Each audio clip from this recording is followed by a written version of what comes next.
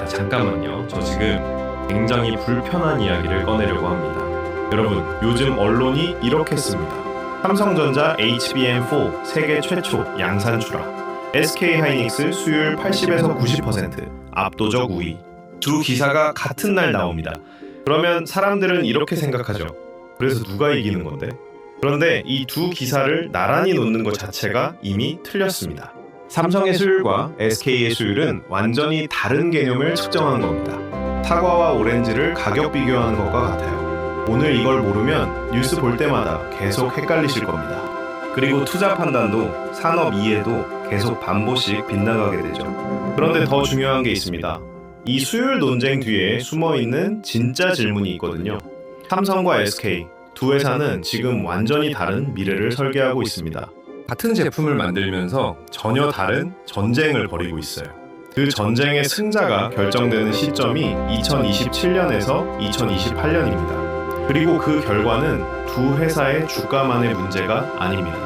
한국 반도체 산업 전체의 지형이 바뀌는 문제입니다. 지금부터 그 전쟁의 구조를 정확하게 해보여드리겠습니다. 먼저 왜 HBM인지부터 짚어야 합니다.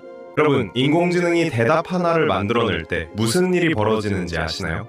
챗 GPT가 이 문장 하나를 생성하는 순간 GPU 수십 개가 동시에 수십억 개의 연산을 돌립니다. 그 연산 하나하나가 데이터를 메모리에서 꺼내고 처리하고 다시 집어넣는 과정을 반복합니다. 문제는 속도입니다. GPU 연산 속도는 엄청 빠른데 일반 D램은 데이터를 꺼내주는 속도가 너무 느립니다. 이게 병목이에요. 아무리 빠른 요리사도 재료 창고 문이 하나밖에 없으면 느려질 수밖에 없는 것과 같습니다.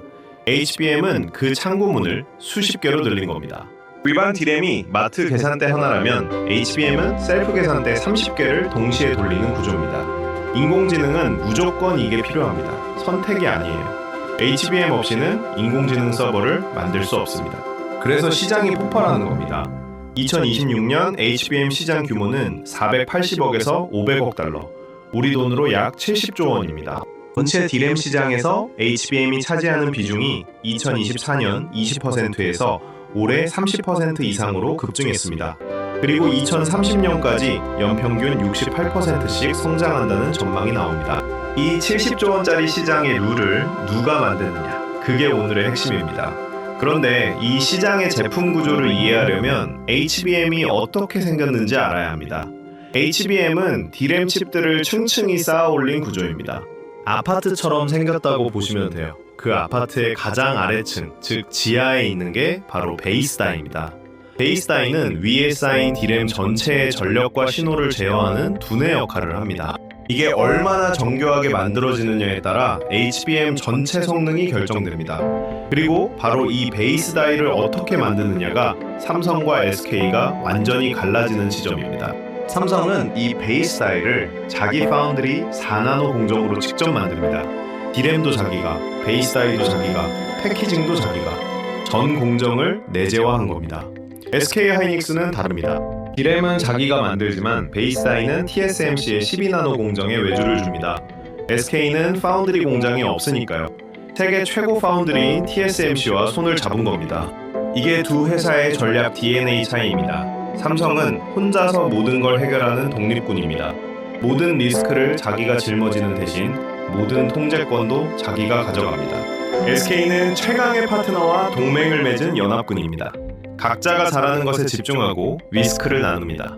어느 전략이 더 낫냐고요? 그게 오늘의 핵심 질문입니다. 자, 이제 수율 이야기로 돌아갑니다. 언론에서 삼성 수율 50에서 60%, SK 수율 80에서 90%라고 나란히 비교할 때 사실 이건 측정 기준이 다릅니다.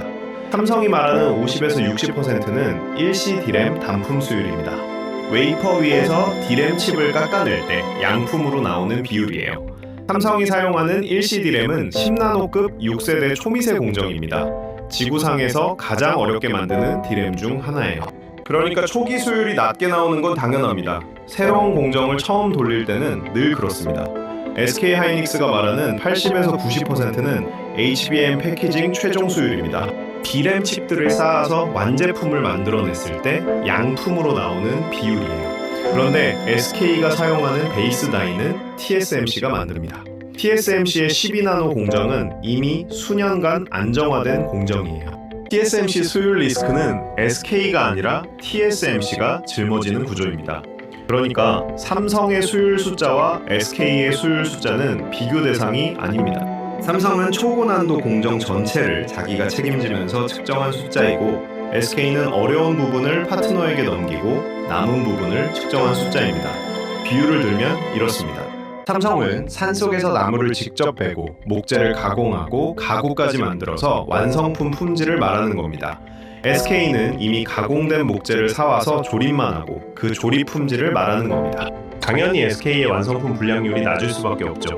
그런데 이걸 나란히 놓고 SK가 더 잘 만든다고 말하는 건 틀린 비교입니다. 그렇다면 지금 실제 성적은 어떻게 됩니까? 삼성전자는 2026년 2월 세계 최초로 HBM4를 양산 출하했습니다. 초당 전송 속도 11.7기가비트, 최대 13기가비트까지 구현 가능합니다. 업계 표준인 8기가비트를 46% 이상 뛰어넘는 숫자입니다. 초당 데이터 대역폭은 3.3TB로 전작 HBM3E 대비 2.7배 향상됐습니다. GTC 2026에서 젠슨 황 엔비디아 CEO가 삼성 부스를 직접 찾아와 HBM4 웨이퍼에 친필 서명을 남겼습니다. Amazing HBM4. 그리고 이런 말을 했습니다. 삼성전자와 HBM5는 물론 HBM97까지 함께 개발할 것이다. 이건 단순한 의례적 발언이 아닙니다. 엔비디아가 삼성을 장기 파트너로 공식 인정한 선언입니다. 삼성 황상준 부사장은 GTC 현장에서 이렇게 말했습니다. 프리미엄 HBM4 공급을 압도적으로 늘린다. 현재 초당 13기가비트 속도를 낼 수 있는 HBM4를 만드는 곳은 삼성이 유일하다는 이야기가 업계에서 나오고 있습니다. SK하이닉스는 어떻습니까? HBM3E 시대에는 시장 점유율 59%로 압도적 1위였습니다. HBM4에서도 엔비디아 납품 물량의 54%를 확보할 것이라는 전망이 나옵니다. 강합니다. 그런데 HBM4 코어 다이에는 삼성보다 1세대 이전인 1B 공정을 씁니다. 베이스 다이도 TSMC 12나노, 삼성의 4나노보다 공정 세대가 뒤처집니다. 속도도 공식 발표는 11.7기가비트로 삼성과 같은 수준입니다. 즉, 지금 이 순간만 보면 SK가 물량에서 앞서고 있고 삼성이 기술 스펙에서 앞서고 있습니다. 그런데 진짜 이야기는 지금부터입니다. HBM 시장에 패러다임 전환이 일어나고 있습니다. 세 가지 변화입니다. 첫 번째, 커스텀 HBM 시대가 열립니다. 지금까지 HBM은 표준 제품이었습니다. 삼성이든 SK든 규격에 맞춰 만들고 엔비디아가 사다 씁니다. 그런데 인공지능 모델이 고도화되면서 빅테크들이 다른 요구를 하기 시작했습니다. 자기 인공지능 칩의 구조에 딱 맞게 설계된 HBM을 달라는 겁니다. 엔비디아, 구글, 아마존, AMD가 모두 맞춤형 HBM을 원하기 시작했습니다. 이게 왜 중요하냐고요? 커스텀 HBM은 메모리 설계와 파운드리 공정이 처음부터 함께 최적화되어야 합니다. D램 설계팀과 파운드리 설계팀이 같은 건물에서 매일같이 논의해야 가능한 일이에요. 이걸 DTCO, 설계 공정 공동 최적화라고 합니다. 삼성은 이걸 혼자서 할 수 있는 세계 유일의 회사입니다. 메모리, 파운드리, 패키징을 모두 가진 IDM 기업이에요. 커스텀 HBM 시대가 오면 삼성이 설계한 운동장에서 게임이 펼쳐집니다. SK는 그 운동장에서 TSMC를 끼고 싸워야 합니다. 두 번째, 16단 적층 경쟁이 본격화됩니다. HBM은 D램을 몇 층으로 쌓느냐에 따라 용량과 성능이 달라집니다. 지금은 12단이 주력이지만 16단, 20단으로 올라갑니다. 층수가 높아질수록 기술적 난도가 폭발합니다. SK하이닉스의 고민이 여기서 나옵니다. SK는 베이스 다이를 TSMC 12나노로 만들었는데 16단 이상 고적층에서는 I/O 간섭 문제, 전력 전달 한계가 생깁니다. 밑에서 위로 전력을 보내기가 점점 어려워지거든요. SK가 HBM4E에서 TSMC 3나노 도입을 검토하는 이유가 여기에 있습니다. 12나노로는 한계에 왔다는 신호입니다.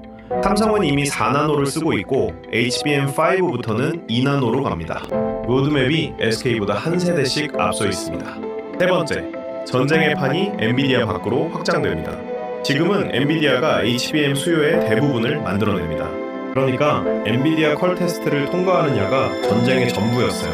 그런데 구글, 아마존, 마이크로소프트, 메타가 자체 인공지능 칩을 개발하고 있습니다. 이들은 엔비디아를 안 씁니다.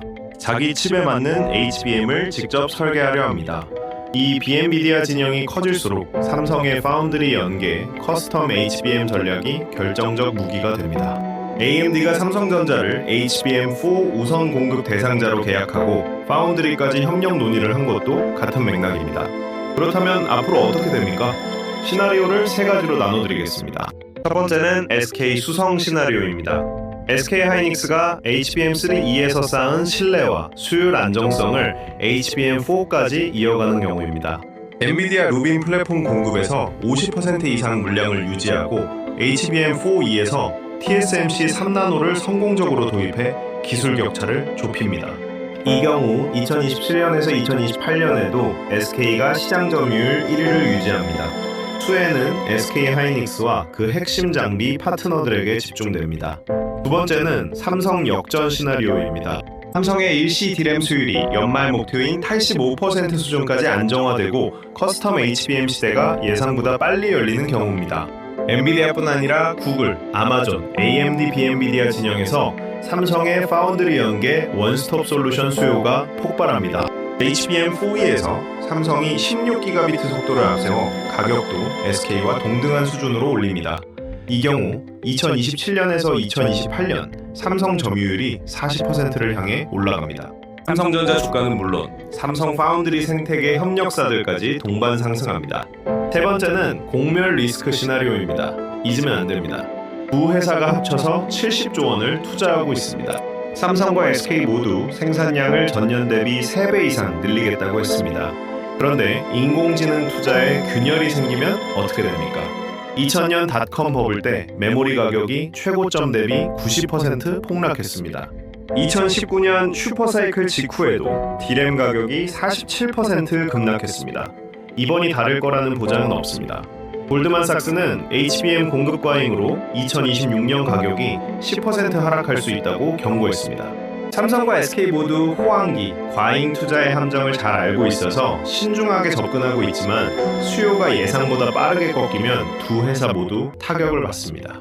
그리고 그때 가장 먼저 피해를 보는 건 협력사 직원들과 투자자들입니다. 자, 이 모든 거 연결해서 지금 여러분이 해야 할 것이 무엇인지 말씀드리겠습니다. 첫째, 뉴스를 볼 때 수율 숫자를 그대로 믿지 마세요. 삼성 수율과 SK 수율은 다른 걸 측정한 겁니다. 삼성 수율이 낮다는 말은 삼성이 더 어려운 공정을 직접 하고 있다는 말과 같습니다. 기술적으로 더 위험한 도전을 하는 쪽의 숫자가 낮게 나오는 건 당연합니다. 중요한 건 그 공정이 안정화될 때 어떤 무기를 갖게 되느냐입니다. 둘째, 커스텀 HBM이 언제 본격화되는지 주목하세요. 2027년 삼성이 커스텀 HBM 순차 샘플링을 시작합니다. 구글, 아마존, 메타 같은 비엔비디아 진영이 자체 인공지능 칩에 맞춘 HBM 발주를 어디에 넣느냐, 이게 향후 3년 HBM 판도를 결정합니다. 삼성에게로 흘러가면 삼성의 역전, SK가 TSMC와 맞춤 대응에 성공하면 SK의 수성입니다. 셋째, 투자 관점에서 보면 지금은 분산이 답입니다. 삼성의 기술 속도전이 맞을 수도 있고 SK의 신뢰 견고화가 맞을 수도 있습니다. 두 시나리오 중 무엇이 현실이 될지는 2026년 하반기에서 2027년 상반기 사이에 윤곽이 잡힙니다. 그 전에 한 곳에 몰빵하는 건 위험합니다. 코덱스 반도체처럼 두 회사를 동시에 담는 ETF를 적립식으로 접근하는 게 현실적입니다. 그리고 전체 포트폴리오의 20% 이하로 유지하면서 인공지능 버블 시나리오에 대한 해지도 잊지 마세요. 오늘 이야기를 한 줄로 압축하면 이겁니다. 삼성과 SK는 같은 제품으로 완전히 다른 전쟁을 하고 있습니다. SK는 검증된 동맹으로 지금의 왕자를 지키는 전쟁입니다. 삼성은 모든 걸 혼자 짊어지고 다음 시대의 게임 룰을 바꾸는 전쟁입니다. 어느 쪽이 이기든 이 전쟁의 주 전장은 2026년 하반기부터 2028년까지입니다. 그리고 그 전장에서 진짜 핵심 변수는 수율, 숫자가 아닙니다. 커스텀 HBM 시대를 누가 먼저 장악하느냐입니다. 구조를 알면 뉴스 하나하나가 다르게 읽힙니다. 다음 영상에서는 커스텀 HBM의 기술 구조와 구글, 아마존이 어느 쪽에 발주를 넣고 있는지 데이터로 분석합니다.